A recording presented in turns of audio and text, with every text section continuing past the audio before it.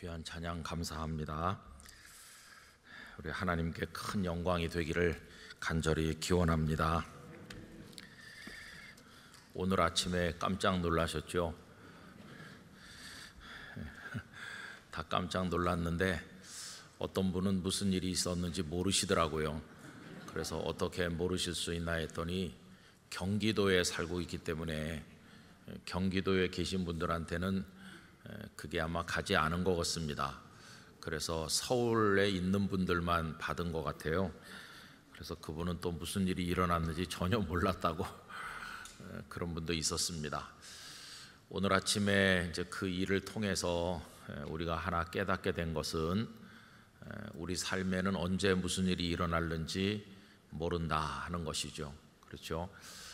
우리는 종전된 평화로운 나라에 살고 있는 것이 아니라 휴전 상태에 살고 있습니다. 아직도 전쟁 중이나 마찬가지죠. 우리들이 하나님께서 그동안에 평안을 주시다 보니까 너무나 방종하고 또 마음들이 다 흐트러졌고 또 소위 안보 불감증이라고 하는데 마음들이 다 나태해졌죠. 어떤 의미로 경각심을 좀 깨우는데 도움이 됐겠다 하는 생각도 들고요. 저는 그 국가 안보적인 차원에서 또 국민의 안전이란 차원에서 생각도 했지만 사탄의 공격이 얼마나 두려운가. 그래서 영적으로도 우리들은 안보 불감증에 빠지면 안 되고 언제나 깨어서 하나님의 사람으로 믿음 생활 잘해야 되겠다 하는 생각이 들었습니다. 여러분, 하나님께서 언제 우리를 부르실지 모르잖아요. 그렇죠?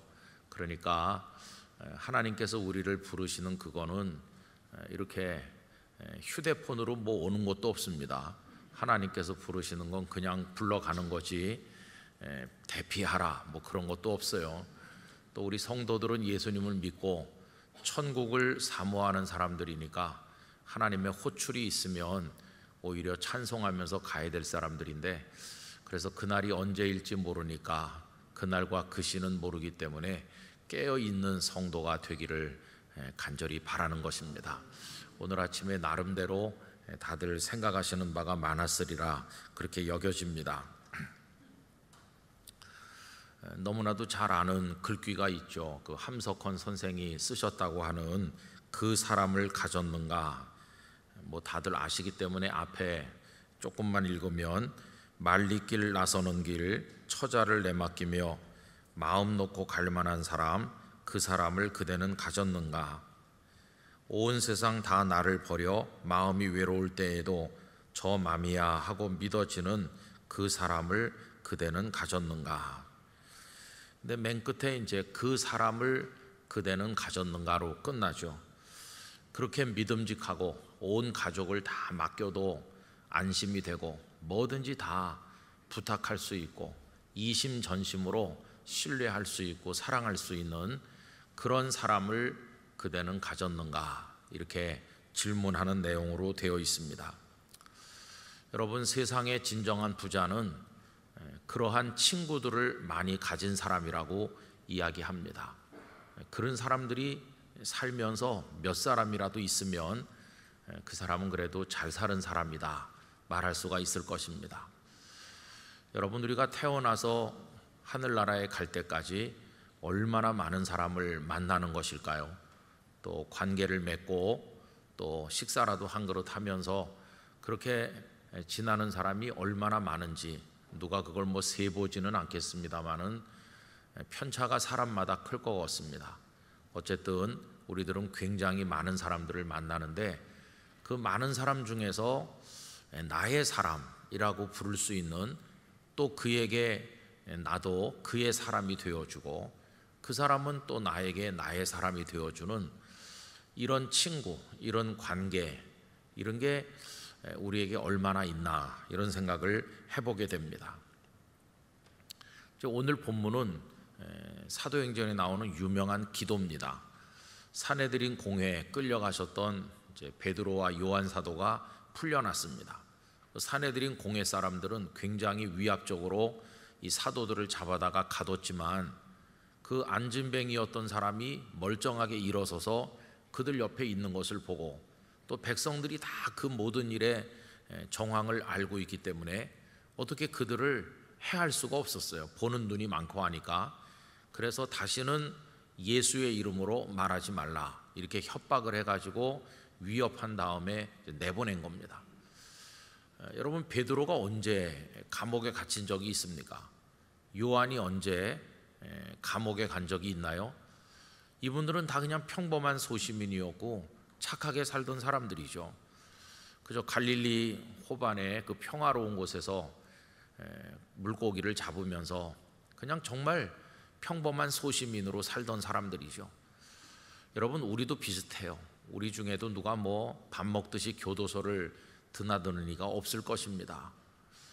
우리 영락교회 성도들 중에는 다 그저 너무 착하고 또 평범하게 우리가 살기 때문에 아마 교통위반 스티커만 날라와도 가슴이 철렁하는 그렇게 순진한 분들이 많으실 거예요. 그런데 이 뭐 교도소에 가서 이제 갇히고 그런 일이 거의 없는데 이분들도 마찬가지입니다. 언제 그런 험한 일을 당해본 적이 없죠. 사실 그날 밤 하룻밤을 감옥에서 지내면서 이 베드로와 요한으로서는 난생 처음 남에게 잡혀가는 거예요. 나쁜 짓을 한 것도 아니고 예수 그리스도의 이름을 증거했고 또 평생을 일어선 적이 없는 불쌍한 장애인을 예수님의 이름으로 일으켜 세웠으면 사람들이 박수를 치고 칭찬을 하고 상을 줘야 될 것 같은데 끌려가는 거예요. 여러분, 잡혀서 끌려갈 때 상대방이 아주 공손하게 제가 좀 잡아가도 되겠습니까? 그러면서 뭐 이렇게 하겠습니까? 막 그냥 끌고 가고 폭력적으로 이제 그랬겠죠. 그런 험한 일을 한 번도 당해보지 않던 이분들이 그렇게 끌려가셔서 감옥에 던져졌을 때 그날 밤에 어떤 마음으로 지새웠는지 여기 성경에는 언급하진 않고 있어요. 물론 우리는 그분들이 하나님의 영에 붙들렸기 때문에 강하고 담대해서 두려워하지 않았으리라는 것을 알기는 알지만 인간적인 마음이 있을 거 아닙니까? 야, 오늘 밤이 지나면 내일 우리는 어떻게 되는 건가? 뭐 별별 생각을 다 하지 않았겠어요? 자, 그러다가 이제 끌려나가서 그 위압적인 사내들인 공회 앞에 섰습니다. 거기 모여있는 사내들인 공회원들은 신분 자체가 이분들하고는 비교가 안 되는 사람들이죠. 쳐다보기도 까맣게 높이 있는 사람들이 거기 쫙 서가지고 포진하고 앉아서 이 두 사람을 얼마나 경멸의 눈으로 쳐다보면서 또 겁을 주고 그랬겠어요. 그 앞에 서서 발발 떨어도 시원치 않을 그런 상황인데 성령님께서 베드로와 요한 속에 계셔서 담대하게 할 말을 다 했어요. 그리고는 이제 풀려난 겁니다. 그럼 여러분, 풀려나면 그런 험한 꼴을 당하지 않았던 사람들이 그런 일을 당하고 나서 풀려나면 제일 먼저 가고 싶은 데가 어디겠습니까? 아마 모르긴 몰라도 이 베드로와 요한이 평범하고 그저 성령님이 역사하지 않는 연약한 상태로 있었다면 아마 제일 먼저 갈릴리로 돌아갔을 거예요. 이런 걸까지 당하고 이런 험한 일까지 당하고 내가 예루살렘에 더 있을 이유가 없지. 나는 내 고향 갈릴리로 가겠어. 그러면서 다 돌아갔을 것 같아요. 그죠? 사랑하는 가족이 기다리는 곳으로. 그런데 이분들은 그렇게 하지 않았어요. 이분들은 동료들이 기다리는 곳으로 갔어요. 믿음의 동료들이 기다리는 곳으로. 그래서 반갑게 얼싸 안았어요. 그 남아서 기다리던 다락방에 믿음의 동료들이 얼마나 걱정했겠습니까? 물론 그분들이 하나님께서 이 두 사도를 지켜주실 거라고 믿었겠지만 얼마나 걱정이 됐겠어요. 밤새도록 아마 그분들도 뜬 눈으로 밤을 지새우면서 기도를 드렸겠죠. 그러다가 사도들이 풀려났답니다. 그러면서 돌아왔을 때 얼싸 안고 하나님을 찬송했을 거예요. 그리고는 이제 오늘 쭉 기도하는 내용이 나오는 겁니다. 기도가 끝났을 때 그들이 모인 곳이 진동했다. 그러면서 성령에 충만해서 나가서 담대하게 말씀을 전하였다. 이게 이제 오늘 본문의 내용이죠. 여러분, 오늘 본문은 그 앞에 그분들이 풀려나서 기다리는 동료들에게 갔다는 내용과 맨 끝에 성령의 충만함으로 더 말씀을 담대하게 전했다는 그 앞과 뒤의 내용이 있고, 그 가운데 부분은 이제 합심하여 드린 기도입니다. 기도. 여러분이 기도가 왜 의미가 있느냐 하면요, 기도라고 하는 것은 마치 그 사람의 모습을 보여주는 지문과도 같은 것이에요. 어떤 분이 이렇게 말을 했어요. 기도는 지문과도 같은 거라고. 여러분, 그 사람이 기도하는 것을 가만히 들어보면 그 사람이 지금 어떤 인생을 살고 있는지, 그 사람의 영적인 컬러가 어떤지, 그 사람의 지금 영적 수준이 어떤지, 무엇에 관심이 있는지가 기도를 통해 다 드러납니다. 뭐 예배 시간에 대표 기도를 드리는 경우에는 회중들의 이제 공통의 관심사를 가지고 우선은 예배를 위해 기도하고 또 교회를 위해 기도하고 하니까 비슷하지만은 개인 기도 드리는 걸 가만히 들어보면은 이분이 이런 상태에 계시구나, 이분의 믿음이 이렇구나, 이분의 인생의 아픔이 이렇고 기쁨이 이렇고, 그런 게 다 드러나는 거예요. 그래서 기도를 보면 그 사람을 알 수 있다는 것이, 여러분, 이건 다른 사람에 대해서만 적용할 수 있는 게 아니고요, 우리가 우리 자신에 대해서도 똑같습니다. 여러분, 깊이 기도 생활을 하시는 성도들은 그걸 느끼실 수 있을 거예요. 요새 내가 기도가 잘 안 된다, 그 다음에 내 기도의 내용이 굉장히 혼란스럽다, 그리고 내가 기도할 때 거기 하나님의 임재를 잘 경험하지 못하면서 마치 주문을 외우듯이 중언부언한다, 뭐 이런 여러 가지 그 상황을 통해서 나의 영적 상태를 알 수 있는 것이고요, 또 기도가 성령님의 인도를 받으면은 쭉 이렇게 이어져 내려가는 거예요. 그래서 기도 속에서 기쁨을 느끼게 되고 확신을 얻게 되고, 기도를 하는 도중에 어떤 길이 보이게 되고 하나님의 임재와 능력을 체험하게 되는 것이거든요. 그래서 이 기도라고 하는 것은 오늘 나의 모습을 투영해주는 그런 역할을 하는 것이죠. 그래서 여기 지금 초대교회 성도들이 베드로와 요한이 풀려난 다음에 드리는 요 기도, 요거는 그 예루살렘 공동체의 영적 상태, 그분들의 관심사, 그분들의 상황이 어떤지를 고스란히 보여주는 것이라고 말할 수 있어요. 이 기도는 사도행전 1장의 기도하고는 좀 다른 겁니다. 사도행전 1장에는 내용은 나오지 않지만 그냥 이렇게 나오죠. 우리 지난번에 본 것처럼 오로지 기도에 힘쓰더라, 이렇게 나오잖아요. 그러니까 무슨 내용의 기도인지는 안 나와요. 그러나 기도에 힘썼다, 짐작은 할 수 있죠. 예수님께서 아버지께서 약속하신 성령을 기다리라고 그랬으니까 그분들의 기도가 아마 가장 중요한 기도 제목은 보혜사 성령님이 빨리 오시도록 기도하는 게 아마 제일 강조된 기도였을 것이고, 그 외에도 주님 승천하시고 안 계신 상태에서 우리들을 지켜달라고 하는 기도도 있을 것이고, 뭐 그런 여러 가지 기도가 있었겠죠. 근데 본문에는 그 기도의 내용은 나오지 않아요. 우리가 이제 짐작할 수 있는 건데, 근데 오늘 여기 4장에 나오는 기도는 핍박이라고 하는 상황과 정면으로 맞닥뜨린 겁니다. 가장 중요한 두 분이 끌려가서 하룻밤을 감옥에 갇혀서 있다가 공회 앞에 끌려가서 막 위협을 당하고 이제 그런 험한 일을 당하고 풀려나서 드리는 기도이기 때문에 말하자면 그 공동체가 처음 경험하는 큰 위기죠. 위기, 공동체 위기, 핍박이라고 하는 위기를 경험하면서 드리는 기도이기 때문에 이 기도의 내용을 우리가 여러 차례 반복적으로 읽어보면 그분들의 그 모습을, 그 당시 모습을 들여다볼 수 있는 것이죠. 그래서 앞으로 그분들의 기도를 조금 우리가 세분화해서 들여다보면서 오늘 우리 영락교회 공동체가 어떤 교회 모습을 가져야 될 것인가 하는 것을 좀 배웠으면 하는 마음이 있습니다. 근데 오늘은 이제 이 본문을 처음 읽는 날인데, 그래서 제목을 그 동료 이렇게 정하게 된 것이죠. 여러분 23절 말씀에 보면 사도들이 노임에 그 동료에게 가서 이렇게 나오죠. 그 동료에게 가서, 여기 우리말 성경이 그 동료라고 번역을 했는데요, 영어 성경대로 하면 그들 자신의 사람들, 그렇게 번역될 수 있어요.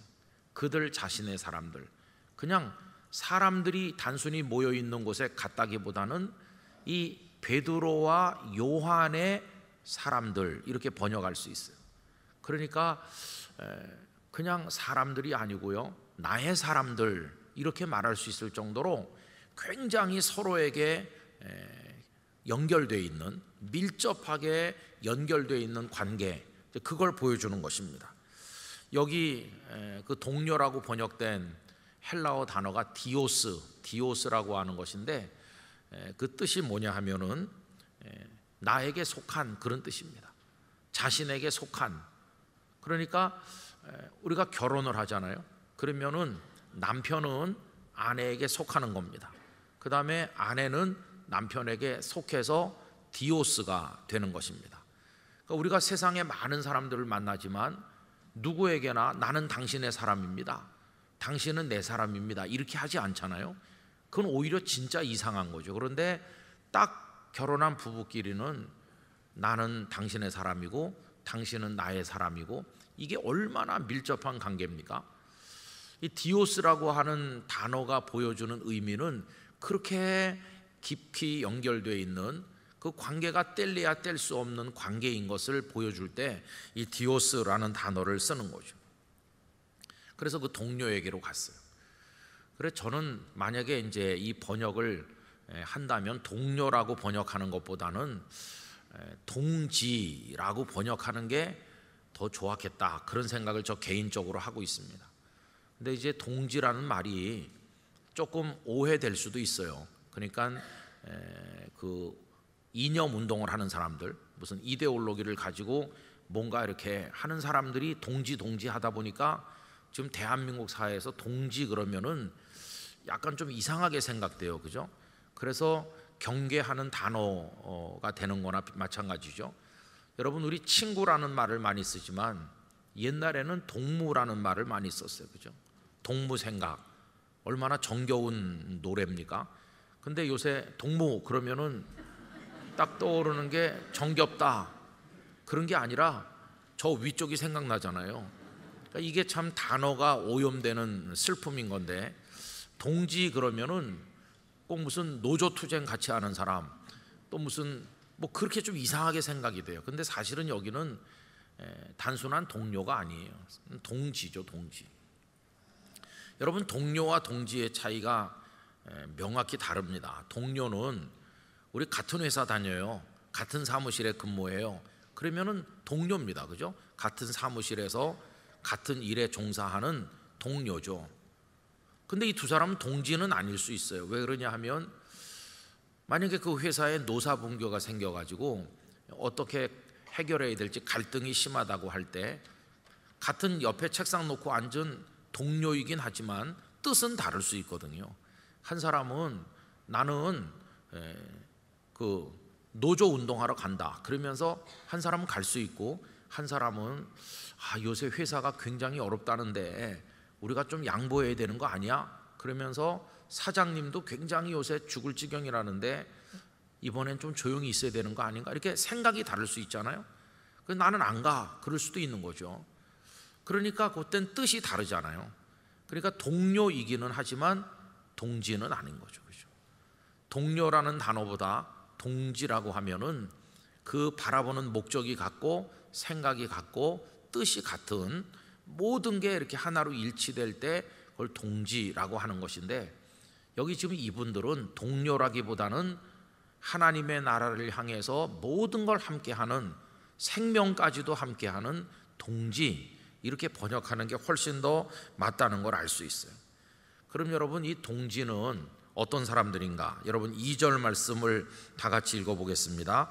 그들이 듣고 24절 말씀 같이 읽읍시다. 그들이 듣고 한 마음으로 하나님께 소리를 높여 이르되 대주제여 천지와 바다와 그 가운데 만물을 지으신 이시오. 아멘. 동지의 특징은 뭐냐 하면 그 24절에 그들이 듣고 그 다음에 무슨 단어가 나오죠? 한 마음으로, 바로 이겁니다. 동지인가 아닌가 하는 것을 알 수 있는 기준은 한 마음인가 아닌가, 그런 뜻이죠.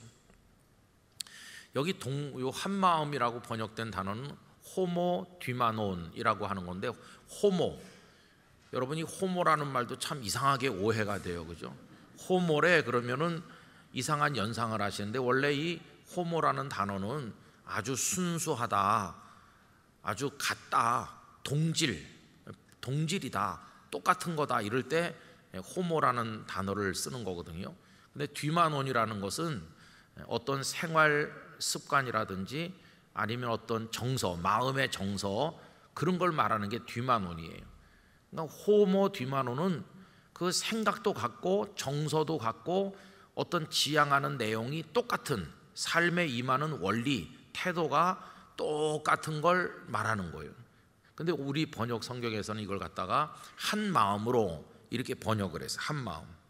그래서 여러분, 여기 베드로와 요한과 그 다락방에서 기다리던 나머지 성도들은 그냥 단순히 모였다 흩어졌다 하는 너는 너 나는 나, 이렇게 모래알갱이처럼 모였다가 쫙 흩어지는 그런 게 아니라 너무 더 끈끈한 정으로 연결되어 있고, 세상을 보는 눈이 같고 인생의 목적이 같고, 그들 사이에 성령님의 역사가 있고, 그들의 가슴 속에 하나님의 영광을 위하여 예수 그리스도의 복음을 위해 생명까지 내놓고자 하는 뜻이 똑같은 이들을 디오스로 묶어준, 끈끈하게 묶어준, 그게 뭐가 존재하는 거죠.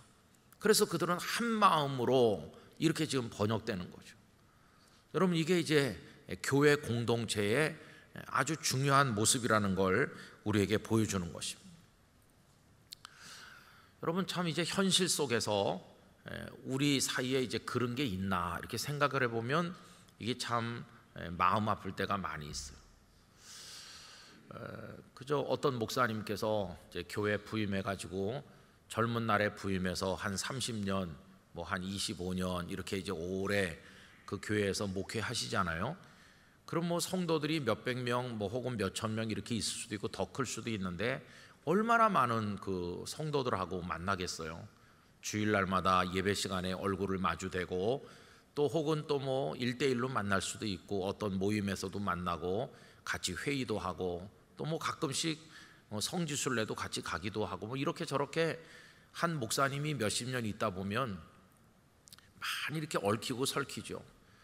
그러면서 어떤 가정에 아기가 태어나면 그 목사님 유아 세례를 주고, 또 그 아이가 또 자라서 입교를 하고, 그리고 그 아이가 컸을 때 주례도 해주기도 하고, 그 또 결혼한 그 부부가 아이를 낳으면 또 그 아이 유아 세례를 주고, 이렇게 하면서 같이 살아가는 거예요. 그죠? 같이 살아가요.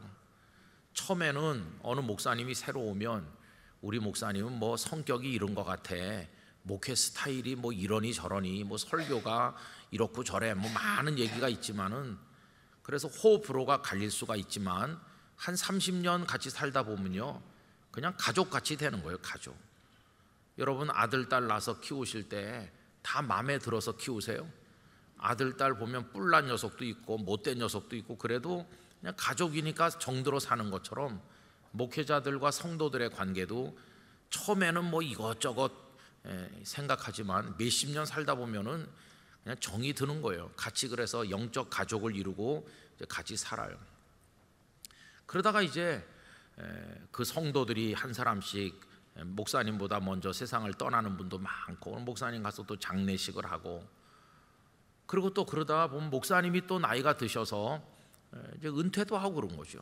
그럼 이게 몇십 년을 같이 지냈잖아요. 그냥 단순히 같이 지낸 게 아니라 한 하나님을 같이 믿고 같이 예배를 드리고 같이 울고 같이 살고 그 교회를 위해서 같이 헌신하고, 이렇게 해서 몇십 년을 지냈잖아요. 근데 우리 한국 교회 현실을 보면 참 마음 아픈 현장들이 많아요. 그래서 그 목사님이 은퇴할 때 성도들이 이렇게 말하는 거예요. 목사님, 은퇴했으니까 우리 교회 오지 마세요. 그런 교회가 많아요. 참 이게 마음 아프고 슬픈 얘기죠. 그동안에 뭐 무슨 갈등이 있었는지는 뭐 교회마다 다 다르겠지만, 아주 노골적으로 그래서 그런 경우도 봤어요. 그 목사님이 은퇴하면서 다시는 그 교회에 오지 않기로 서류를 꾸미는 교회도 있습니다. 그냥 쫓아낸 거예요. 그냥 당신은 이제 이 교회 가까이 오지도 말아라.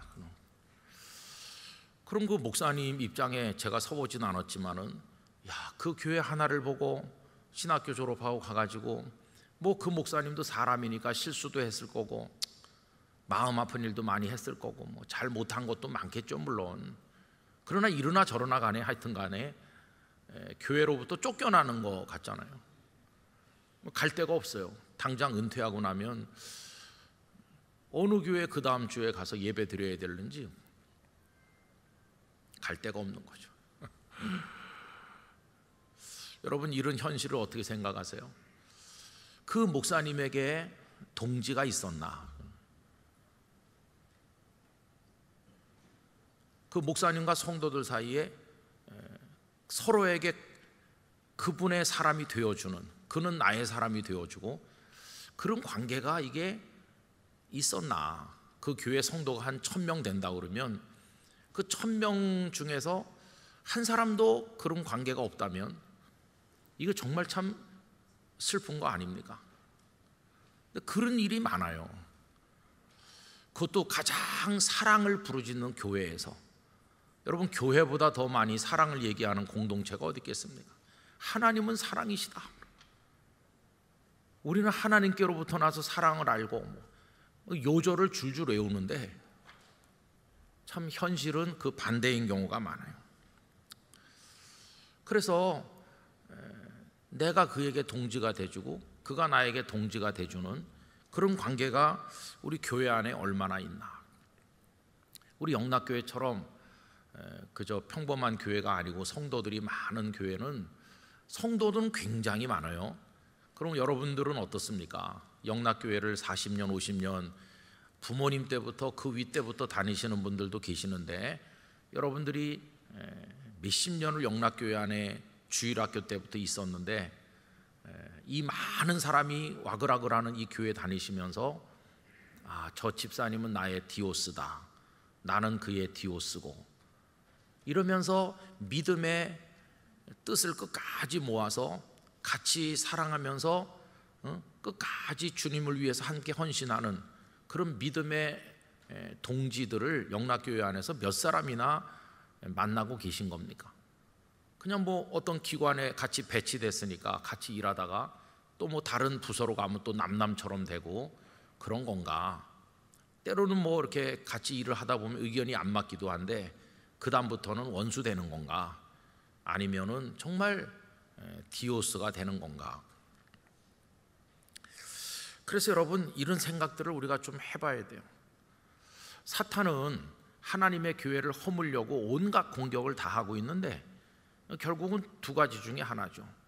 하나는 그 공격이 외부로부터 오는 게 있습니다. 여기 지금 이분들은 핍박이라고 하는 공격이 바깥으로부터 지금 온 거잖아요.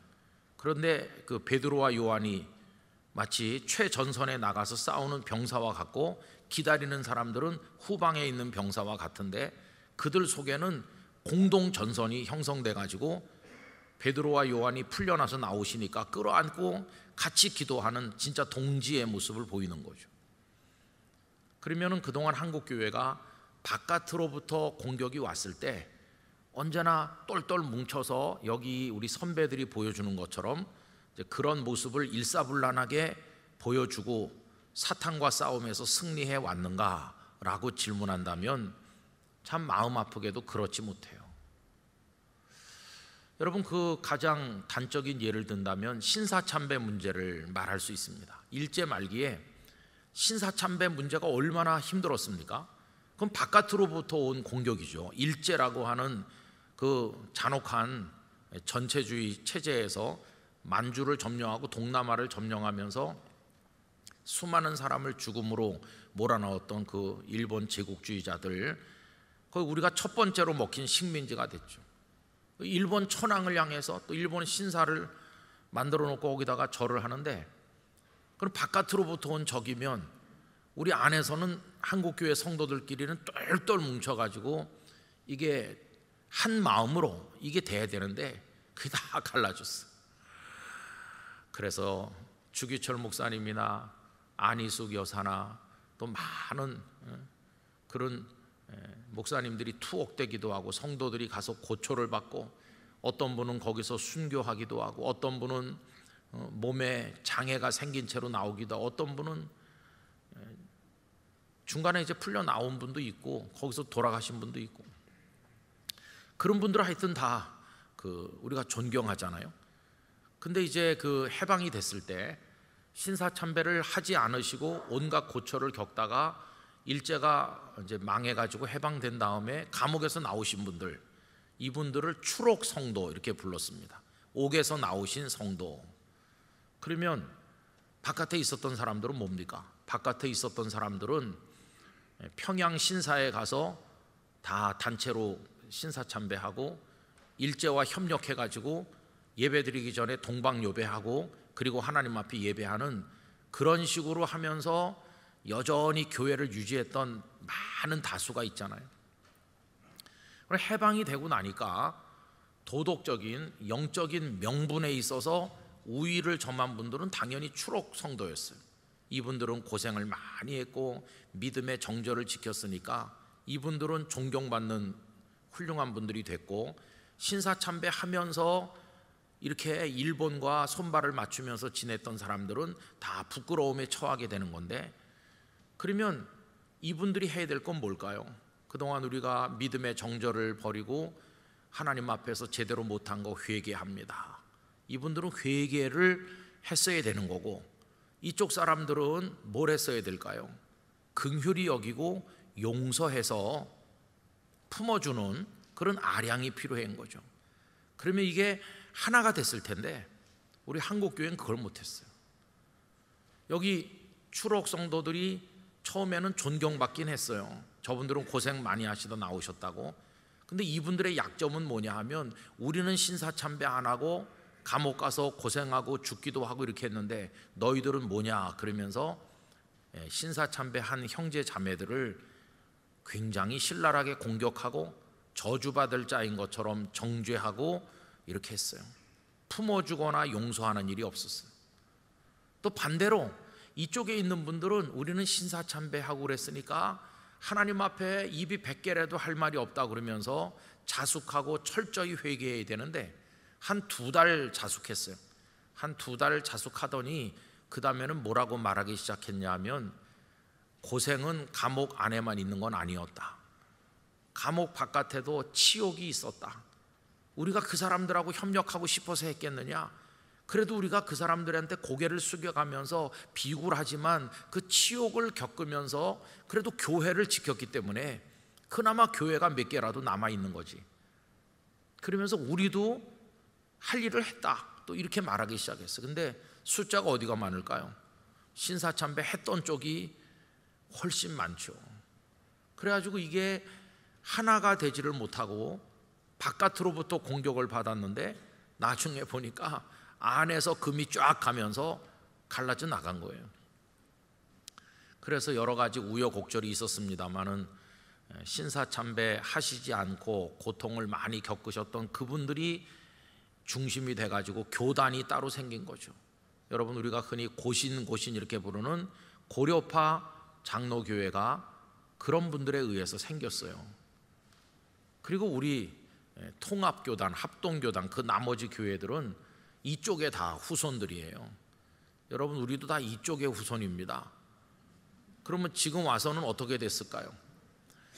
제가 부산에 이제 처음 가서 담임 목사가 됐을 때 그 고신대학교가 그 교단에서 운영하는 대학교가 영도에 있습니다.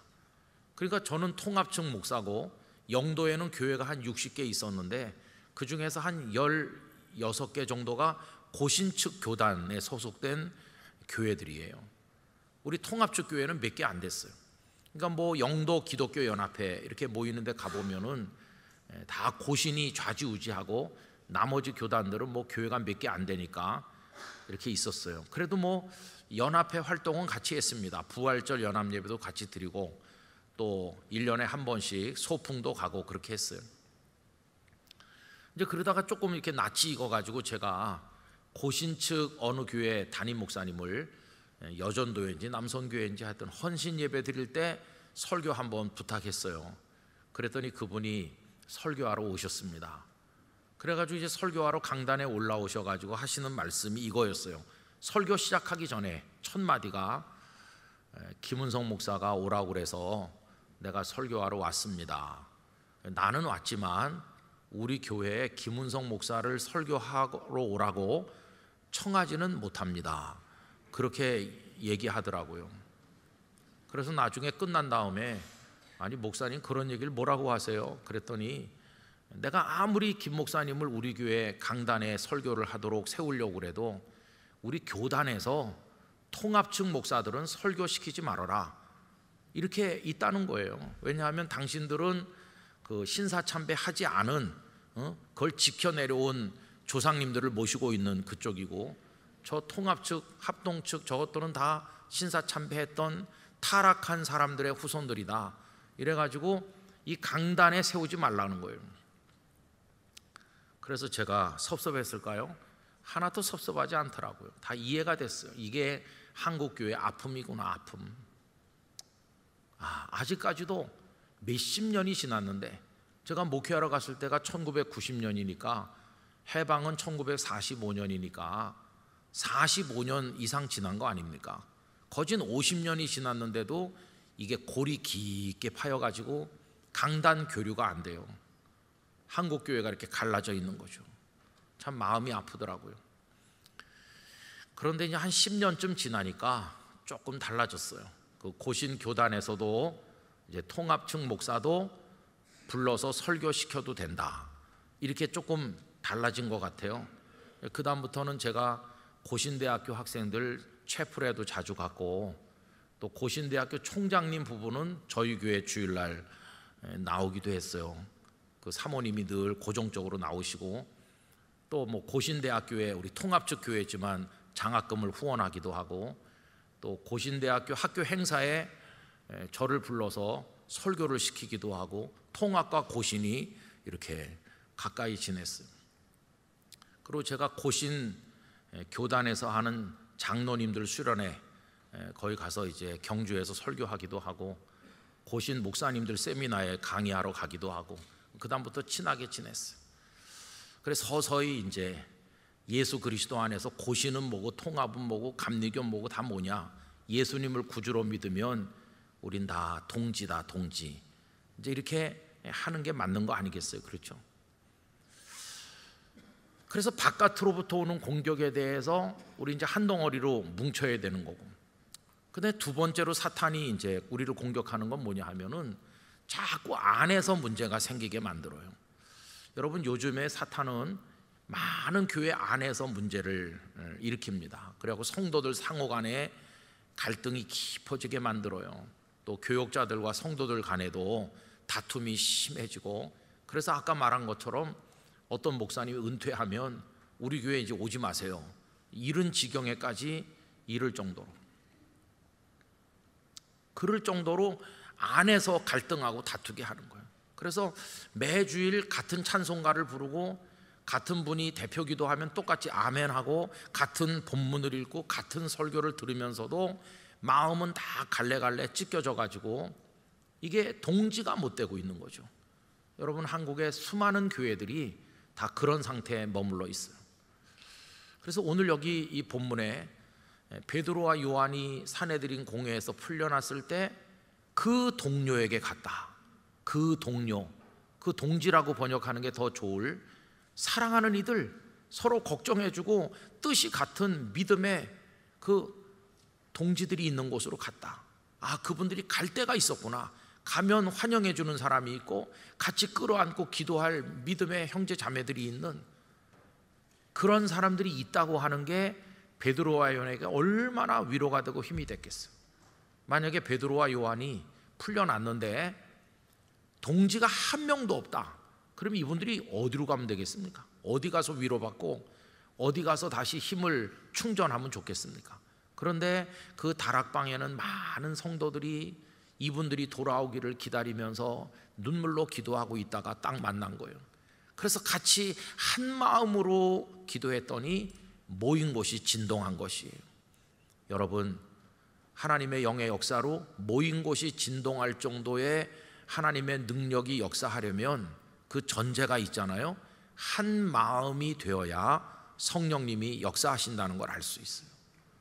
성령님은 분열의 영이 아니시고 일치의 영이십니다. 성령님은 하나 되게 하시는 영이시거든요. 성령의 하나 되게 하신 것을 힘써 지키라 이렇게 하시잖아요. 저는 그래서 우리 영락교회 성도들이 성령님 안에서 동지가 되기를 원합니다. 우리가 서로에게 나는 그의 사람이 돼야 되고 그는 나에게 그런 사람이 되어주면 이게 최고로 아름다운 것이. 오늘 이 영상으로 같이 하든지 여기 오셨든지 간에 먼저 가정에 가시면 부부가 디오스가 되시기를 바랍니다.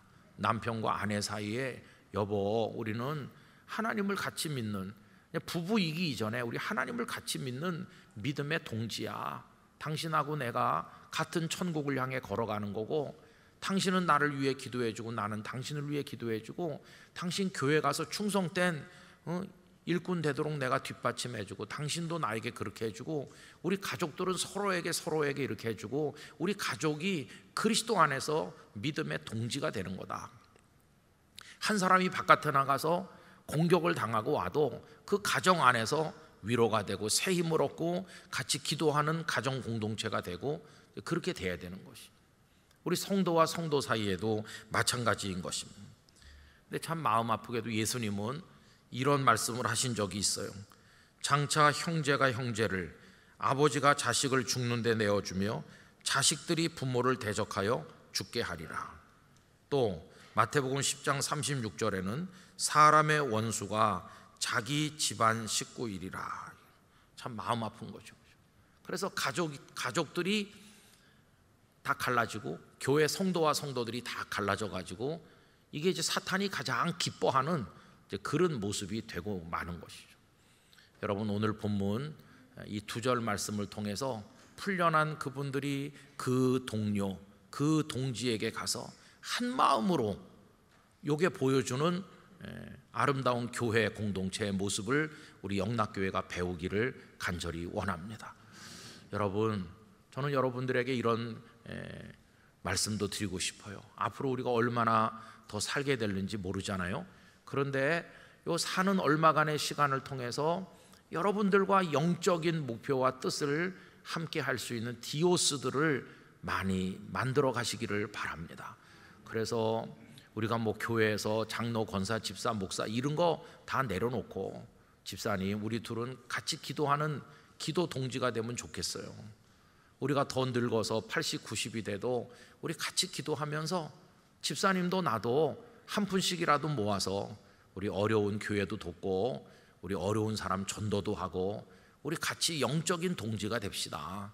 이래가지고 그저 피를 나눈 형제 자매는 아니지만은 예수 그리스도 안에서 피를 나눈 형제 자매보다도 더 가깝게 기도하고 서로 사랑하고 위하여 격려하면서 어떤 선한 목적을 위해서 함께 가는 그런 분들을 많이 만드시길 바랍니다. 뭐 그런 분들을 수백 수천 명 만들 수는 없어요. 그냥 알고 지내는 사람은 많지만 그렇게 정말 나에게 믿음의 인생의 동지가 될 사람은 그저 열 손가락 아닐지도 모르는데, 어쨌든 그런 분들을 만나게 되시기를 축복합니다. 이런 사람이 있다는 게 얼마나 축복인지 말할 수 없어요. 영적인 외톨이가 되는 게 아니고 서로에게 이제 동지가 되어주는 거죠. 그리고 저는 뭐 조금 머물다 갈 목사지만 제가 있는 동안에는 저도 여러분들에게 디오스가 되어드렸으면 하는 마음도 있고, 또 여러분들도 부족한 저에게 디오스가 되어주시면 서로를 위해 기도해주고 이렇게 삶의 어려움과 믿음의 시험의 아픔을 같이 또 위로하면서 같이 나간다면 우리를 영락교회 안에 하나로 모아주신 하나님의 뜻을 이루게 될 것이라고 믿습니다. 그렇게 하면서 함께 가는 거예요. 그러다가 언제일지 모르지만 오늘 아침에는 휴대폰이 울렸지만 휴대폰이 울리지 않는 어느 날 하나님께서 우리를 불러가실 거 아니겠어요? 너 어떻게 살다 왔냐? 그냥 편가르고 싸우고 그러다 왔습니다. 이거 참으로 마음이 아픈 거고, 너에게 디오스가 있냐? 예, 영락교회 안에 누구누구가 있고요, 우리 초등학교 동창 중에 또 누가 있고요, 그리고 제 아내가 저에게 디오스였고요, 그리고 제 아들, 딸도 저와는 정말 영적인 목표가 같았고 뜻이 같아서 우리 애들이 제가 주님의 일 하는 거 적극적으로 위해 기도하고 협력했습니다. 그게 많다는 거는 그 사람이 사랑의 삶을 살았다는 뜻이거든요.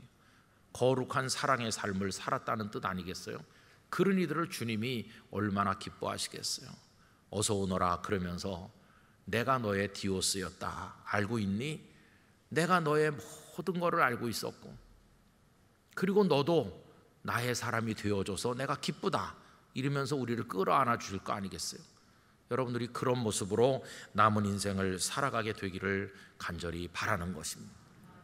저부터가 그런 걸 잘 못해요.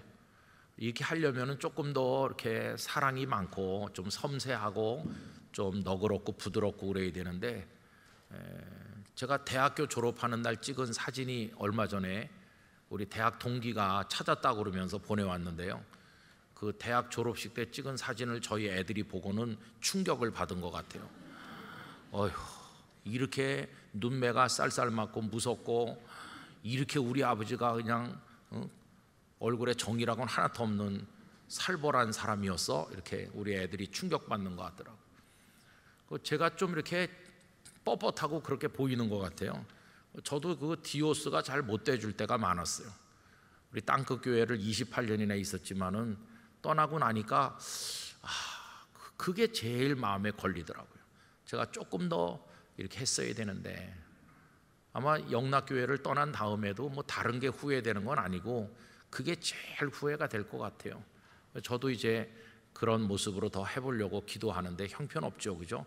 우리 다 부족해요. 그러나 여러분, 이런 말씀을 읽으면서 우리 마음속에 주님, 제가 그렇게 살도록 하겠습니다 하는 다짐은 해야 될 거 아니겠어요? 여러분들에게 그런 삶이 주어지시기를 간절히 축복합니다. 기도하겠습니다. 거룩하신 아버지 하나님, 베드로와 요한이 투옥되고 끌려가고 위협당하고 험한 일을 당했습니다. 그리고 달려간 것은 그 동료들이 있는 곳이었습니다. 이분들에게는 동료가 있었습니다. 그들은 동지였습니다. 하나님을 향하여 같은 뜻을 가지고 생명을 연결하여 같이 기도하며 영적 싸움을 싸우는 거룩한 동지들이었습니다. 그분들이 한 마음이 되어 기도할 때 모인 곳이 진동할 만큼 하나님께서 역사하셨습니다. 주여, 저희들이 긴 세월 살면서 이런 동지를 몇 명이나 만들고 사는지 저희들의 모습을 돌아보게 하시고, 편협하고 왜곡된 저희의 못된 성정들을 용서해 주시고, 예수님께서 우리를 사랑하시고 또 제자들이 주님을 사랑한 것처럼 저희들도 그렇게 할 수 있도록 우리 마음을 붙들어 주시옵소서. 예수님의 이름으로 기도하옵나이다. 아멘.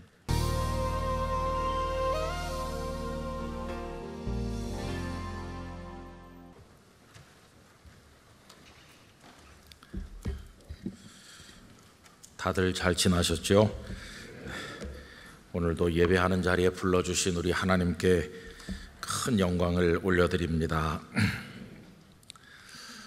지난 주일에 우리가 생각했던 말씀을 조금 기억을 되살려 보면은, 베드로와 요한이 성전 미문의 안진뱅이 장애인을 예수 그리스도의 이름으로 일으킨 이후에 이분들이 솔로몬 행각에서 예수님의 부활과 또 예수님의 이름으로 그 사람이 온전케 된 것을 증언하고 있을 때, 산헤드린 공회가 보낸 사람들이 와서 이 두 분을 잡아다 가두었다고 그랬습니다. 그리고는 그 다음날 아침 공회를 열어서 베드로와 요한을 가운데 세우고 위협하고 윽박지르고 이렇게 했지만은 어떻게 할 수가 없었죠. 왜냐하면 자기들도 다 잘 알고 있는 그 장애인이었던 사람이 일어서서 있는 것을 부인할 수가 없고, 또 베드로와 요한이 학문이 없는 평범한 사람인 줄로 알았는데 얼마나 담대하게 주님의 복음을 외치는지. 그래서 사내들인 공회 사람들이 어떻게 할 수가 없으니까 예수님의 이름으로 말하지 말아라 이렇게 위협을 가해서 내보냈습니다. 베드로와 요한이 그렇게 끌려간 이후에 교회 성도들은 모여서 얼마나 애를 태웠겠습니까? 그러면서 하나님 앞에 기도하고 있었겠죠. 그런데 이제 베드로와 요한이 그분들에게로 간 것입니다. 그래서 지난주에 우리가 생각한 것은 그 동료들에게로 갔다. 그래서 여러분 오늘 본문 가운데서 23절을 다시 한번 보십시오. 사도들이 노임에 그 동료에게 가서, 여러분 여기 동료라고 번역이 됐지만 뜻이 같기 때문에 단순한 동료가 아니라 동지라고 번역하는 게 더 옳겠다 하는 말씀을 드린 적이 있습니다. 그래서 그들은 하나가 되었어요. 그 다음 절에 보면은 그들이 기도를 하는데 한 마음으로 기도한다. 이게 이제 동지인 것이죠. 하나님의 백성이 되었고 또 하나님 나라 복음에 같이 참여하면서 하나님 나라를 위해서 함께 달려가는 뜻이 일치하는 동지가 되었다고 그랬습니다. 그러면서 우리가 이 땅에서 예수님을 믿고 살아갈 때 가정 안에서도 그렇고 우리 교회 안에서도 그렇고 서로에게 믿음의 동지가 되어주는 거, 디오스가 되어주는 거, 한 마음으로 함께 기도하고 하나님을 섬기는 게 얼마나 중요한가, 이거를 우리 지난 시간에 생각을 했습니다. 자, 그래서 이제 다락방에서 반갑게 만났겠죠. 무사히 돌아오신 것에 대해서 감사합니다 이렇게 하면서 얼싸안고 이제 기도를 하는 겁니다. 그런데 오늘 본문에 그 기도의 첫머리를 우리가 보게 되는데, 여러분 이 기도가 좀 독특하죠. 그 24절을 다시 보시면 그들이 듣고 한 마음으로 하나님께 소리를 높여 이르되, 이제 그 다음부터가 기도가 시작되는 대목 아닙니까? 그런데 하나님을 그들이 어떤 호칭으로 불렀습니까? 대주제여 이렇게 부르고 있습니다. 우리가 보통 하나님께 기도를 드릴 때 하나님 이렇게 호칭을 하거나 아니면 하나님 아버지 이렇게 부르는 게 보통이잖아요. 예수님께서 제자들에게 기도를 가르쳐 주실 때 하늘에 계신 우리 아버지 이렇게 아버지라고 이제 가르쳐 주셨죠. 기도를 받으시는 분은 하나님 아버지시고 기도를 드릴 수 있도록 우리의 마음을 감동하시는 분은 성령님이시고, 그리고 우리 사람의 죄인된 모습으로는 감히 하나님 앞에 나갈 수 없기 때문에 우리는 예수님의 공로로 나가는 것이니까 기도가 마무리될 때는 예수님의 이름으로 기도 드리옵나이다 이렇게 하는 거죠. 그래서 이 기도 속에는 기도를 받으시는 분 성부 하나님, 기도를 드리도록 우리의 마음을 감동하시는 성령 하나님, 그리고 우리로 하여금 하나님께 나가도록 우리 같은 죄인을 하나님께 나가도록 허락해 주시는 성자 하나님, 삼위일체 하나님이 꼭 기도 속에 다 드러나 있는 것입니다. 그래서 우리가 보통 기도할 때는 거룩하신 하나님 아버지, 아버지, 하나님 이렇게 부릅니다. 그런데 여기 이분들은 그냥 하나님이라고 부르는 일반적인 호칭 대신에 하나님을 대주제여 이렇게 이제 부른 것이죠. 그래서 아주 독특하게 이분들이 기도를 시작했다는 것을 알 수 있어요. 여러분 성경에 이 대주제라고 번역된 이 데스포테스라는 단어가 몇 번 나오지 않아요. 그다지 많이 나오지 않는 단어인데 이들은 여기서 아주 특이한 그 단어를 가지고 기도를 시작한 것을 볼 수 있습니다. 하나님께서는 대주제이시다 이렇게 하는 거죠. 이 대주제라고 번역된 단어는 여러 가지로 쓰입니다. 노예에게 대해서 그 주인, 노예에 대해서 주인이 대주제인 것이죠. 통치를 받는 백성에 대해서 통치하는 왕이 대주제가 되는 것이죠. 어떤 물건을 가지고 얘기한다면 그 물건에 대한 절대 소유권을 가진 그런 사람을 데스포테스라고 불렀어요. 그러니까 그 누구도 이거 당신 거가 맞습니까? 의의를 제기할 수 없도록 모든 사람이 확실하게 알도록 그 모든 걸 손에 쥐고 있는 분. 그래서 또 다르게 말하면 모든 결정 과정에 있어서 남의 의견 따위를 들어볼 필요가 없는 절대 주권을 가진 존재, 이게 이제 대주제죠. 그래서 대주제라고 번역된 이 단어는요, 그보다 더 큰 어떤 다른 존재를 상상도 할 수 없는 최후의 존재, 가장 위대한 존재, 그런 분을 얘기할 때 이 단어를 이제 사용했다는 것을 알 수 있어요. 그러니까 이분들이 다락방에 모여서 기도하면서 대주제여 이렇게 부른 것은 가장 크신 하나님, 세상 모든 것의 주인이신 하나님, 감히 누구도 우러러 볼 수 없는 마지막 존재이신 하나님, 인간의 언어로 설명이 불가능한 최고의 존재이신 하나님, 그 하나님을 생각하면서 이 대주제여라고 부르게 된 것이죠. 오늘 이 말씀의 제목을 초대교회 성도들은 누군가라고 말했을 때 그들은 대주제의 사람들인 거죠. 그들의 정체성이 여기서 나타납니다. 우리는 대주제 되시는 그분의 사람들이다. 여러분, 우리가 하나님을 믿는 사람으로 수십 년을 살아가고 있는데 하나님을 믿는 우리들의 마음속에 그보다 더 클 수 없는 가장 위대하시고 가장 놀라우신 그 절대 존재이신 그분에게 우리가 속해 있고 우리는 그분의 백성이라고 하는 자기의식을 가지는 것은 너무도 중요하다고 생각합니다. 여러분, 우리는 시시한 어떤 존재를 믿는 사람들이 아닙니다. 우리가 믿는 하나님은 그런 분이십니다.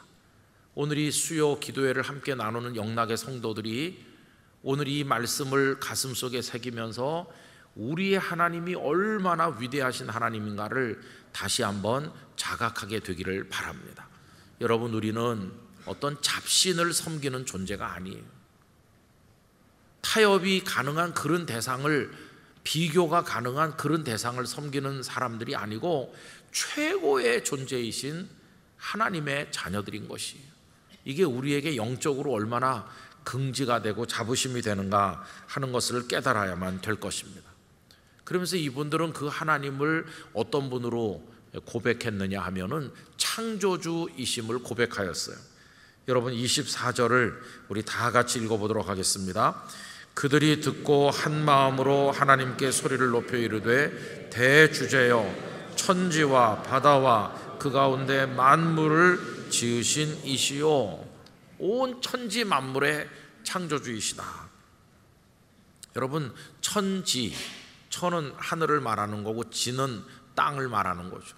그런데 이것만 해도 어마어마한 거죠. 뭐 천은 빼고 지자만 얘기해도 땅만 얘기해도, 우리 영락교회도 땅을 좀 가진 분들이 계시겠죠. 물론 땅 몇 평 가지고 계셔요?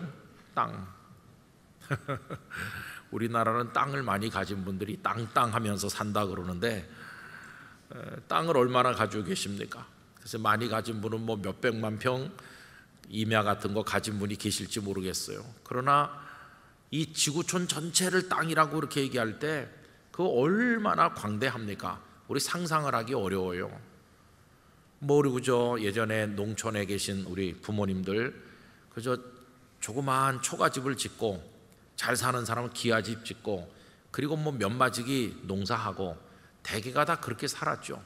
그 불과 몇백 평, 기껏해야 뭐 몇천 평, 그저 땅 부자고 천석군 이런 분들은 그보다 좀 많이, 그게 전부 다죠. 그런데 이 땅이라고 하는 게 이 지구촌에 얼마나 넓습니까?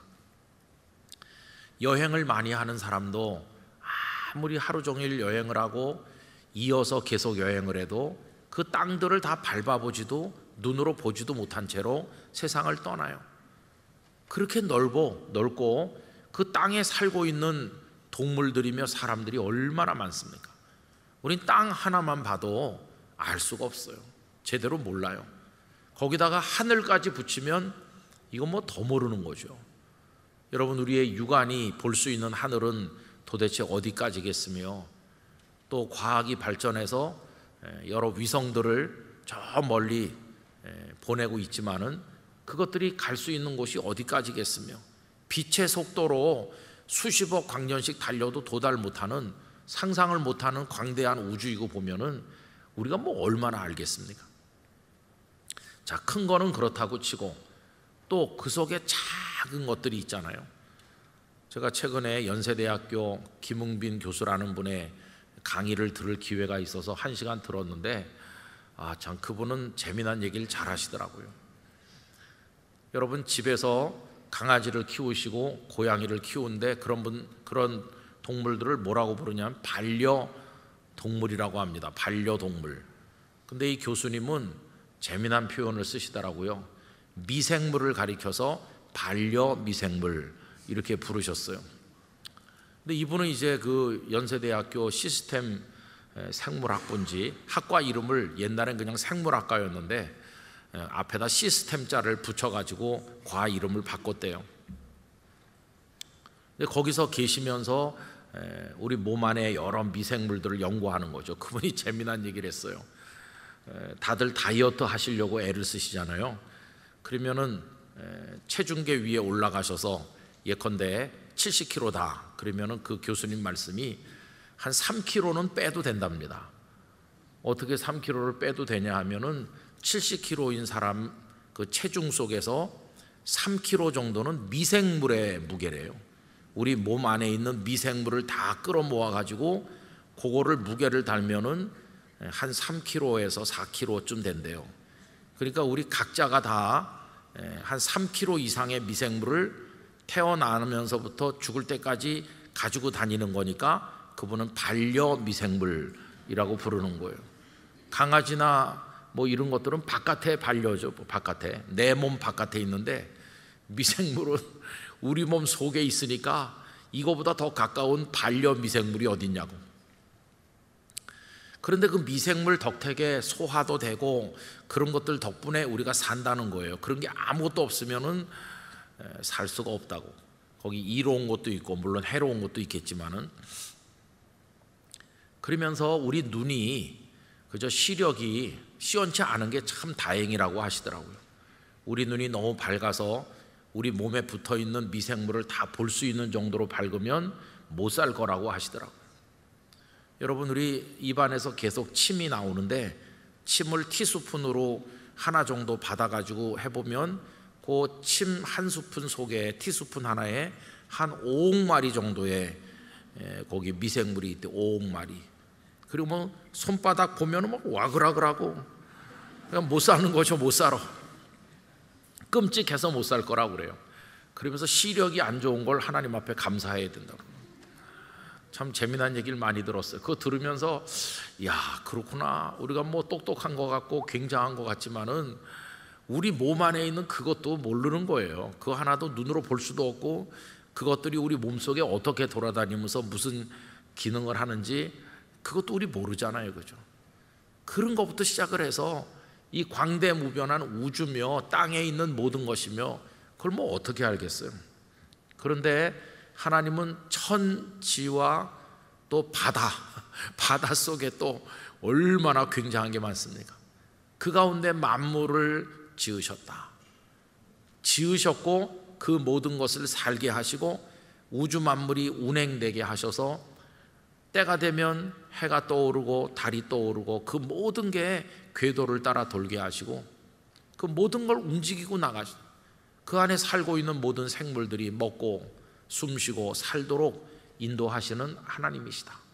여러분, 그 하나님을 그냥 하나님 이렇게 말해가지고는 뭔가 이렇게 부족한 것 같으니까 대주제라고 얘기한 것이, 그런 분이 우리가 믿는 하나님이시라는 거죠. 여러분, 우리의 신앙이라고 하는 것은 하나님을 발견하는 데서부터 시작된다고도 말할 수 있는데 그분이 얼마나 위대하신 분인가를 우리가 깨달아야 될 것입니다. 근데 우리가 하나님을 제대로 알긴 참 어렵죠. 그래서 어떤 분은 이렇게 표현했어요.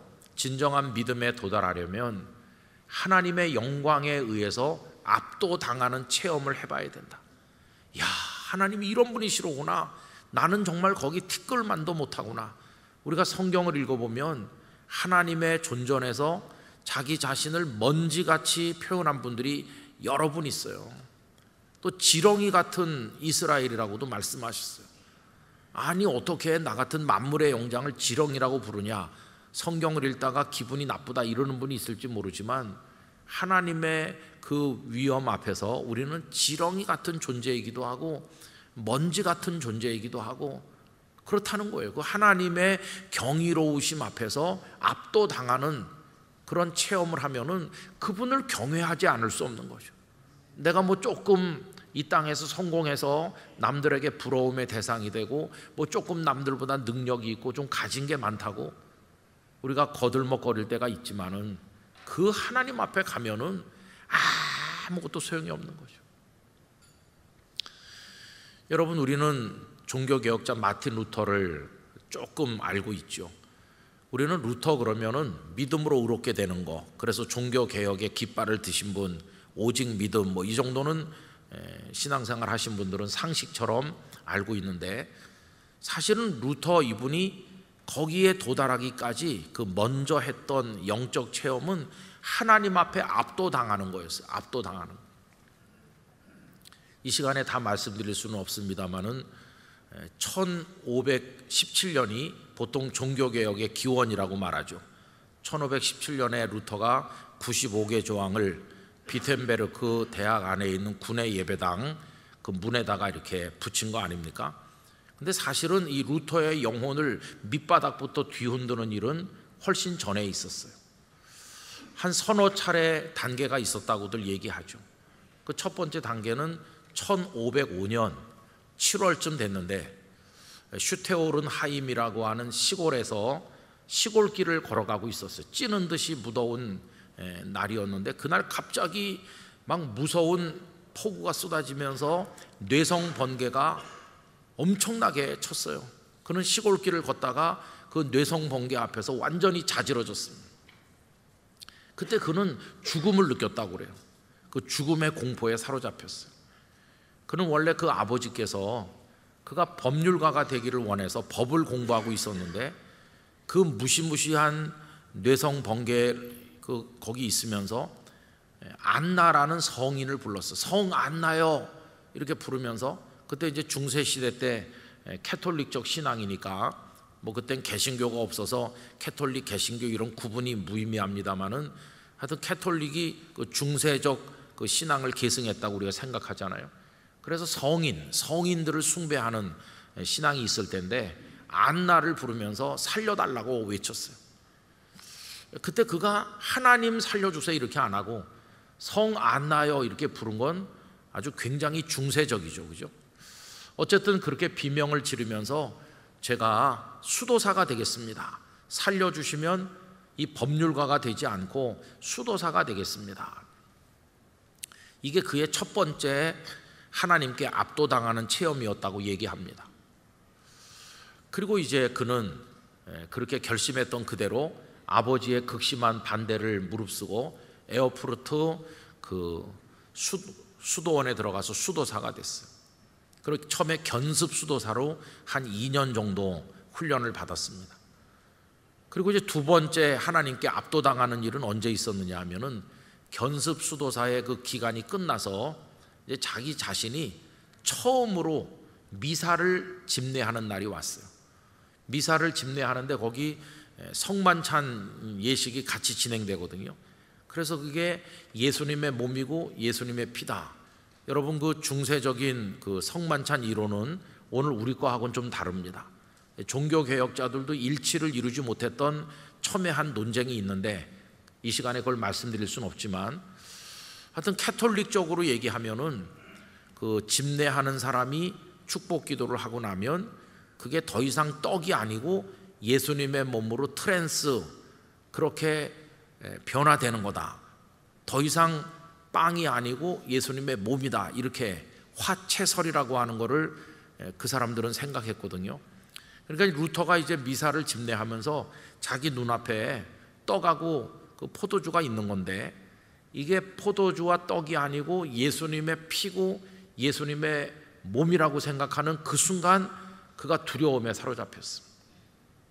어떻게 감히 내가 그 주님의 고귀한 몸, 고귀한 피를 내가 지금 이렇게 할 수 있나? 거기서 말로 다 할 수 없는 죽음의 공포, 이 거룩한 것 앞에서 내가 어떻게 서 있을 수 있는가? 여러분, 그게 그가 두 번째 경험했던 하나님의 위험 앞에 압도당하는 체험이었어요. 막 덜덜덜덜 떨리고 어떻게 할 수 없는 두려움을 느꼈어요. 그래서 그 다음부터 그는 자기 속에 있는 이 죽음에 대한 두려움, 하나님이 얼마나 두려운 분인지에 대한 이 공포, 이거를 떨쳐버리기 위해서 부단히 노력했습니다. 금식 많이 했습니다. 그 다음에 또 1511년쯤 됐을 때는 로마까지 방문해서 그 라테란 대성당에 가서 고행을 많이 했는데, 여러분 거기 가면은 소위 빌라도의 계단이라는 28개로 되어 있는 계단이 있습니다. 저도 언젠가 그 계단을 본 적이 있어요.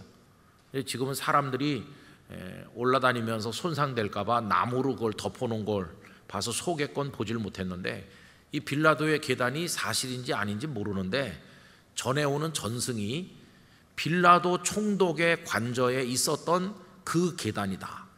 그 계단 위에는 빌라도가 서 있었고 아래에는 예수님이 서서 빌라도에게 재판을 받으셨던 바로 그 계단이라고 전해지는, 그래서 빌라도의 계단이라고 부르는 게 거기 있는 거죠. 근데 그때는 무슨 생각을 했느냐 하면 그 계단을 기어서 올라갔다가 기어서 내려오는 걸 반복을 하면 막 무릎이 까져가지고 막 피가 나겠죠. 그렇게 하면 뭔가 이렇게 은혜를 입는다고 하는 미신 같은 생각이 있었어요. 그 루터는 거기 갔을 때, 로마를 방문했을 때 그 빌라도의 계단을 많이 오르내리면서 고행을 했어요. 그렇게 하면 자기가 뭔가 영적인 평화를 얻고 하나님과 화해할 수 있지 않을까, 무서운 하나님이신데 그 두려움에서 벗어날 수 있지 않을까, 이렇게 생각을 했지만 해결되지 않았어요. 그래서 독일로 돌아온 그는 이제 그 수도원으로 옮겼습니다. 어거스틴파 수도원으로 이제 옮기게 됐어요. 그리고 자신의 내면 속에 있는 이 두려움과 공포를 원장님을 만나서 상담을 하게 됐어요. 근데 그 어거스틴파 수도원의 원장은 존 스타우피츠라고 하는 사람이었는데, 이 루터에게 큰 영적 영향을 미친 분이세요. 이 스타우피츠가 루터를 사랑했습니다. 그러면서 진심으로 충고해 줬습니다. 이렇게 방황하고 괴로워하지 말고 성경을 공부하라고 가르쳤어요.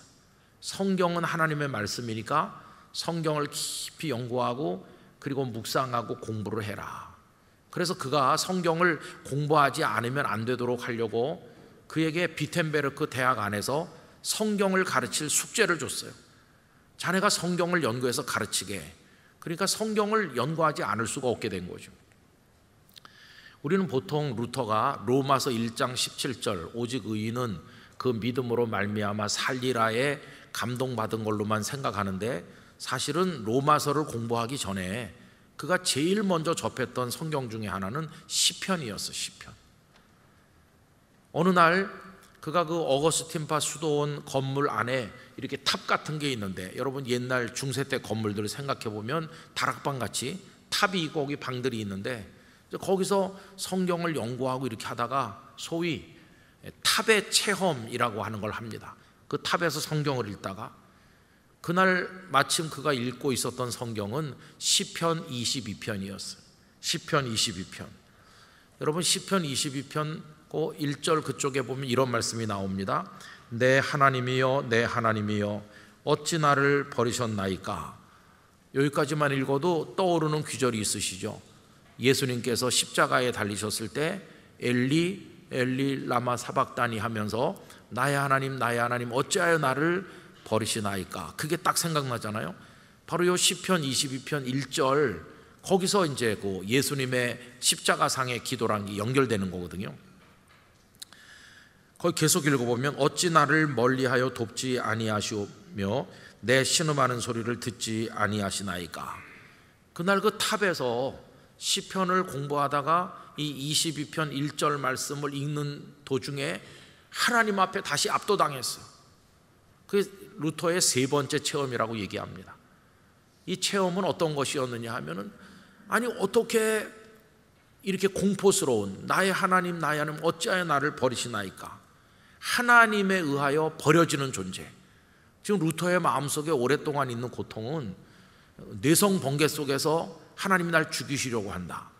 그 다음에 그 성만찬을 집례하다가 느낀 그 두려움, 그런 것 때문에 지금 하나님께서 자신에게 진노하고 계시고 자신을 버릴지도 모른다고 하는 그런 공포에 사로잡혀 있는 건데, 여기 성경 말씀을 읽다 보니까 그게 느껴진 것이, 어찌하여 나를 버리시나이까. 그래서 이 말씀에 공포를 느꼈어요. 하나님 나를 버리신다. 그런데 여러분, 나중에 그가 깨닫게 되죠. 이 성경 말씀이 루터 자신에게 적용되는 말씀이 아니고 놀랍게도 하나님의 독생자이신 예수 그리스도께 적용되는 말씀이라는 걸 깨닫게 돼요. 아, 나를 버리신다는 말씀이 아니고 독생자 예수님이 버려지시는 고통을 받으신다는 말씀이구나. 그럼 왜 하나님의 아들이신 그분이 버려지시는가? 이걸 생각하다 깨달은 것이, 우리 죄인들을 위해서 그분이 대신 버려지시는구나. 이게 깨달아지는 순간 하나님이 공포의 하나님이 아니라 우리를 위해서 독생자를 버리시는 하나님이라는 걸 눈을 떠서 알게 되는 거죠. 그래서 그 안에서 공포의 하나님이 자비로우신 하나님이라는 사실을 깨닫는 대로 옮기게 돼요. 그 생각이 이제 바뀌어지게 돼요. 그게 이제 1513년 아니면 1514년쯤 된다고 생각합니다. 그 탑의 체험이. 그리고 이제 한 1년쯤 지나서 1515년인지 1516년인지 학자들의 견해가 조금씩 다른데, 이제 그때 와가지고 그가 로마서 1장 17절을 만난 것으로 이해하고 있어요. 오직 의인은 그 믿음으로 말미암아 산다. 하나님께서 독생자를 버려서까지 죄인들을 사랑하여 구원하시려고 하시고, 오직 의인이 그 믿음으로 말미암아 산다고 할 때 그 의인의 의는 사람이 가진 의가 아니고 하나님의 아들 독생자를 통해서 하나님께서 우리에게 주시는 의다. 우리는 의도 없고 아무것도 없는데 그 은혜로 인하여 그걸 믿으면 의롭다고 인정을 받아서 하나님의 자녀가 되는 거다. 이 원리를 그가 깨닫게 돼요. 그래서 여러분, 그가 그걸 깨달은 다음에 써놓은 글을 제가 몇 줄 읽어보도록 하겠습니다. 하나님의 공의와 의인은 믿음으로 살리라 하는 말씀을 연결시킴으로써 나는 비로소 그 뜻을 깨닫게 되었다. 이 의를 전적으로 하나님의 은혜와 자비를 통해서, 그리고 우리들의 믿음으로 말미암아 우리들을 의롭다고 여기시는 하나님의 의라는 사실을 깨달았다. 이 진리를 깨달았을 때 나는 새로 태어난 것 같았다. 천국의 문이 열려서 내가 그 속으로 들어가는 것 같은 느낌을 가졌다. 이제 모든 성경은 나에게 새로운 의미를 던져주었다. 전에는 하나님의 의라는 말이 나의 마음을 미움으로 가득 채웠으나 이제는 매우 달콤한 사랑으로 가득 채워준다. 사도 바울을 통해 전해진 이 말씀이 나에게 천국으로 나아가는 문이 되었다. 이렇게 얘기하고 있습니다. 그러니까 루터가 이 믿음에 이르게 된 그 과정을 보면은 맨 처음에 하나님 우리를 사랑하신다. 그리고 하나님은 뭐 버릇없이 굴어도 언제나 우리를 품어주신다. 그런 하나님으로부터 경험한 게 아니었어. 그의 영적인 순례 과정을 읽어보면 더 클 수 없이 무시무시하고 가장 위대한 하나님, 그 앞에 서 있는 발발 떠는 죄인인 나, 이걸 그가 경험한 거죠. 하나님에 의해서 압도당하는 거예요. 진짜 그가 만난 하나님은 온 천하 만물의 주인이시고 당장이라도 죄인들을 벌하실 수도 있는, 오늘 성경 말씀대로 하면 대주제이신 그런 하나님이셨어요. 그런데 그런 하나님이 미천한 죄인인 자신을 죽이시는 게 아니라 독생자로 하여금 버림받는 고통을 나 대신 겪게 하셔서, 그래서 그분을 통해서 하나님의 의를 내게 전가시켜 주심으로 의라고 요만큼도 없는 내가 믿음으로써 구원받고 하나님의 자녀가 된다고 하는 이 은혜를 생각을 할 때 그가 얼마나 감격하게 됐는지. 여러분, 하나님을 쉬운 하나님, 그냥 뭐 어냐 하면서 너도 먹어라 이렇게 막 나눠주는 싸구려 은혜를 베푸시는 하나님으로 생각하면 하나님의 은혜가 감격스럽지 않습니다. 그런데 죄인을 벌하시고 무서운 하나님이라고 생각했는데 그 누구도 대항할 수 없는 그 하나님이 말로 다 할 수 없는 사랑으로 나 같은 죄인을 품어주셨다고 생각할 때 이 구원받은 감격이 큰 것이죠. 어떤 목사님은 이렇게 말했습니다. 요즘에 왜 한국교회 성도들이 구원받은 데 대한 감격이 없을까? 그 이유는 이 강단에서 하나님의 구원의 복음을 얘기할 때 싸구려처럼 얘기하기 때문이라는 거예요. 싸구려처럼. 그냥 누구나 다 와서 이름 석자 쓰고 어느 교회 교인으로 등록하면 어중이 떠중이 누구나 다 무조건 구원받는 것처럼 싸구려 복음, 싸구려 구원처럼 하나님이 그냥 누가 좀 와서 이걸 받아가지 않아서 애를 태우는 약장수 정도 되는 것으로 하나님을 우습게 얘기하다 보니까 사람들이 하나님 어려운 줄 모른다는 거예요. 그 은혜가 얼마나 값진 것인지를 깨닫지 못하고 너무 쉽게 얻었기 때문에 너무 쉽게 버리기도 한다는 거예요. 많은 사람들이 교회를 떠나서 뭐 그까지 구원 없어도 돼 이런 식으로 생각하는 이유는 너무나 교회가 하나님을 하나님 되심을 제대로 말하지 못했다는 것입니다. 저는 우리 영락교회 성도들이 하나님을 진심으로 두려워하기를 원합니다. 하나님을 경외하기를 원합니다. 그분은 우리가 아무렇게나 생각해도 좋을 그런 하나님이 아니세요. 옆집 아저씨 같은 하나님이 아니시고 대주제이시다. 그런 하나님이 사랑으로 우리의 아버지가 되어 주신 것입니다. 그런 하나님이 우리 같은 죄인을 용서하시고 구원하여 주신 것입니다. 우리는 그런 하나님의 아들과 딸이 된 겁니다. 그럼 여러분, 이 대주제의 하나님이 왜 이분들에게 중요하냐 하면요, 이제 그 다음 성경 말씀을 몇 절 읽어보도록 하겠습니다. 25절부터 보십시오. 또 주의 종 우리 조상 다윗의 입을 통하여 성령으로 말씀하시기를. 요거는 시편 2편을 말하는 거예요. 지금 요 귀절이 시편 2편을 인용하는 거거든요. 시편 2편에 보면 이렇게 되어 있죠. 어찌하여 열방이 분노하며 족속들이 허사를 경영하였는고, 세상의 군왕들이 나서며 관리들이 함께 모여 주와 그의 그리스도를 대적하도다 하신 이로소이다. 요 얘기가 시편 2편을 인용하는 겁니다. 거기 누가 등장합니까? 열방이 등장하죠. 족속들이 등장하고 세상의 군왕들, 관리들이 등장하잖아요. 요 시편 2편을 인용하고 나서 27절에 가보면 과연 다윗이 시편 2편에서 이야기한 그대로 과연 헤롯과 본디오 빌라도 이렇게 나오잖아요. 지금 현재 이 예루살렘에는 헤롯과 본디오 빌라도가 있습니다. 이방인과 이스라엘 백성과 다 합세해서 한 덩어리가 돼가지고 하나님께서 기름 부으신 거룩한 종 예수를 거슬러 하나님의 권능과 뜻대로 이루려고 예정하신 그것을 행하려고 이 성에 모였나이다. 여러분, 거기 헤롯과 빌라도와 백성의 장로들과 이스라엘 백성들, 이방 사람들 전부 다 한 덩어리가 돼가지고, 그 헤롯은 이스라엘 사람이 아니고 에돔 사람 아닙니까? 그런 사람들이 뭐 총독이라고 왕이라고 한 자리씩 차지하고 앉아가지고 그 세력이 다 결집해서 예수님을 십자가에다가 죽이지 않았어요. 그들이 하나님의 대적이 된 거 아닙니까? 그러니까 베드로와 이 요한이 말씀을 전하던 그때도 그들이 다 서슬이 시퍼래 갖고 있는 거잖아요.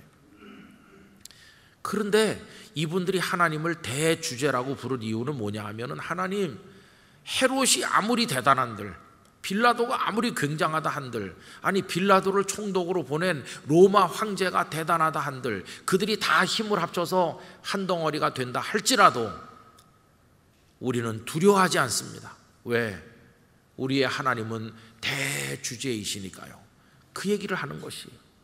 그래서 그들은 자신들이 대주제 하나님께 속한 존재들이기 때문에 그 절대 존재 아래에 있는 헤롯이나 빌라도 총독이나 이런 사람들을 하나도 두려워하지 않습니다. 그걸 지금 고백하는 것이에요. 여러분, 대주제 하나님의 자녀된 것을 확신한다면 세상의 무엇도 두려워하지 않게 될 줄로 믿습니다.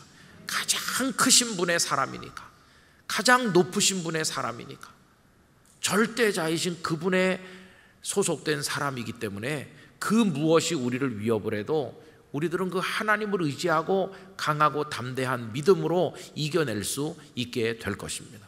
지금 여기 이분들의 기도가 바로 그런 맥락에서 드려진 기도라는 사실을 알아야 되는 것이죠. 우리는 오늘날 하나님도 좀 만홀히 여길 때가 많고, 우리가 속한 하나님이 얼마나 위대하신 분인지도 깨닫지 못할 때가 많습니다. 그분이 우리 하나님이신 걸 확실하게 믿지 못하니까 별거 아닌 어려움 앞에서 겁을 먹고 주저앉고 하나님을 부인하고 그렇게 되는 거죠. 그러나 여러분, 그 하나님의 아들과 딸의 의식이 분명하다면 우린 누구도 두려워하지 않게 될 줄로 믿습니다. 그 하나님이 내 뒤에 계시다, 하나님이 나의 하나님이시다, 내가 누구를 두려워하겠나. 그게 이제 우리가 오늘 이 세상에서 영적 싸움을 싸우는 힘의 근원이 될 수 있는 줄로 믿습니다. 우리 자신을 보면 우리는 너무나도 연약하지만 여러분, 우리는 하나님께 속한 하나님의 자녀입니다. 영락교회를 붙들고 계신 분이 바로 그 하나님이십니다. 우리 개개인을 선택하셨고 예수 그리스도 안에서 부르셔서 당신의 자녀로 인을 치시고 천국으로 이끌어 가실 분이 바로 그 대주제이십니다. 그 누구도 우리를 대적하지 못할 것이고 우리 영혼을 빼앗아가지 못할 줄 믿습니다. 그 하나님께서 우리들을 붙드시고 반드시 천국에 승리하는 그날까지 우리의 걸음을 인도해 가실 줄 믿습니다. 성도는 두려워하지 말아야 되고 떨지 말아야 되고 그 하나님이 우리 하나님이신 것을 확신하면서 강하고 담대한 하나님의 성도가 되어야 할 줄로 믿습니다. 여러분, 누구의 아들쯤 딸쯤 되면은 담대하시겠어요? 이 세상에서 뭐 굉장한 사람의 자녀가 되면 담대하겠죠, 인간적으로. 그러나 우린 그 누구와도 비교할 수 없는 가장 높은 그분의 아들과 딸이라는 것을 생각하면서 살아야만 되는 것입니다. 어디 가서도 주눅들지 마시고 거룩한 자존심을 가지고 우리 마음의 당당함을 가지고 난 하나님의 아들이야, 하나님의 딸이야, 그분이 어떤 분이신가, 하늘과 땅과 바다와 그 모든 것을 다 창조하신 그 모든 것의 주인이신 난 그런 분의 아들과 딸이야, 이렇게 생각하면서 여러분 두려워하지 말고 이 세상의 승리자가 되시기를 바라는 것입니다. 그분이 우리를 붙들고 계시기 때문에 우린 실패하지 않을 것입니다. 걸어가는 과정에 어려운 일은 있지만 우리의 결론은 이미 아름다운 승리로 정해져 있는 것입니다. 이분들이 담대할 수 있었던 이유, 그 대단한 사람들 앞에서도 주눅들지 않을 수 있었던 이유가 바로 거기 있는 것입니다. 여러분, 우리도 그 하나님 의지하면서 승리하는 성도로 살아가시게 되기를 간절히 기원합니다. 기도하겠습니다. 존귀하신 아버지 하나님, 우리가 아바 아버지라 부르는 하나님께서 얼마나 위대하신 하나님이신가를 깨닫게 해주시기를 원합니다. 하나님은 그 무엇과도 비교될 수 없는, 그보다 더 큰 존재를 상상조차 할 수 없는 최후의 존재이시며 최고의 존재이시며 가장 위대하신 우리들의 하나님이십니다. 그 하나님께서 죄인된 우리를 멸하지 않으시고 예수 그리스도를 버리시는 대신 우리를 선택하사 아들과 딸로 삼아 주셨사오니 두려워하지 말게 해주시고 담대하게 하여 주시기를 원합니다. 그 하나님의 아들 딸로서 거룩한 자부심을 가지고 하나님을 하늘 끝까지 영광 돌려 높이게 하여 주시옵시고 하나님의 이름으로 영적 싸움을 싸우며 어디 가서나 당당한 그리스도인으로 승리하게 해주시기를 간절히 원합니다. 영락교회 성도들에게 두려움을 이기는 담대함을 주시기를 원합니다. 사탄 앞에 비굴해지지 않게 해주시기를 원합니다. 세상의 무엇 앞에서도 주저앉지 않게 해주시기를 원합니다. 나는 하나님의 자녀입니다 고백하며 달려가도록 믿음을 주시기를 원합니다. 위대하신 하나님께 찬송과 영광과 존귀를 올려드리며 예수님의 이름으로 기도하옵나이다. 아멘.